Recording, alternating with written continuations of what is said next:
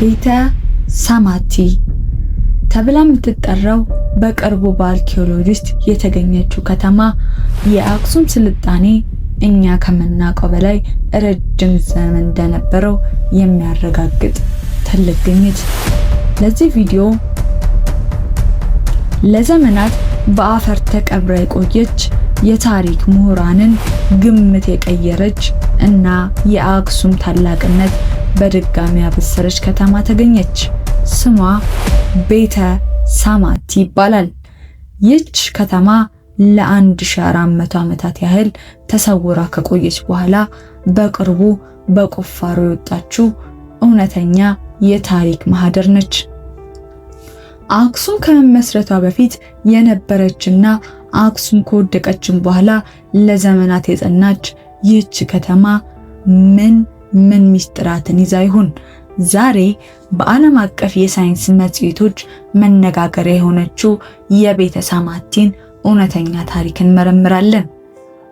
እንደ አውሮፓውያን አቆጣጠር 19 የጆንስ ሆፕኪንስ ዩኒቨርሲቲ አርኪኦሎጂስቶች ከኢትዮጵያ ባለሙያዎች ጋር በመሆን በትግራይ ክልል የሃ አቅራቢያ ቁፋሮ ሲያደርጉ ነበር ይህን አስደናቂ ግኝት ያገኙት። ከተማዋ ከክርስቶስ ልደት በፊት ከ750 ዓመተ ዓለም ጀምሮ እስከ 650 ዓመተ ምህረት ድረስ ለ1400 ዓመታት ሰው ይኖርባት እንደነበር በካርቦን ምርመራ ተረጋግጧል። ይህ ማለት አክሱም ከመመስረቷ በፊት የነበረች ጥንታዊት የንግድ ማዕከል ነች። ቁፋሮ ዝም ብሎ ፍርስራሽ ብቻ ሳይሆን የአክሱማውያንን የዕለት ኑሮ የሚያሳዩ እውነተኛ ማስረጃዎችን ይዞ መጥቷል። ከሮም እና ከሌሎች የሜዲትራኒያን ሀገራት ጋር ይደረግ የነበረውን ግንኙነት የሚያሳዩ ማህተቦች ተገኝተዋል። የሮማውያን ስልጣኔ ተጽዕኖ ያለበት ነገር ግን በአክሱማውያን እጅ የተሰራ እጅግ ውብ የወርቅ ቀለበት ተገኝቷል።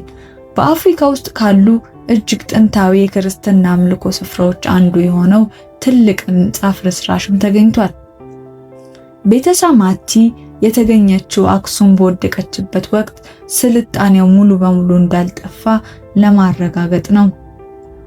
ቀደም ሲል አክሱም ስትወድቅ ስልጣኔው አብሮ የጠፋ ይመስለን ነበር። ቤተ ሳማቲ ግን ህዝቡ አሁንም በንግድና በሃይማኖት እንደቀጠለ ያሳያል።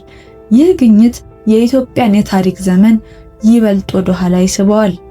ቤተ ሳማቲ የኢትዮጵያ ምድር ገና ያልተነገሩ ብዙ ሺህ ሚስጥራትን በአፈሯ ስር ይዛ እንደምትገኝ ትልቅ ማሳያ ነች።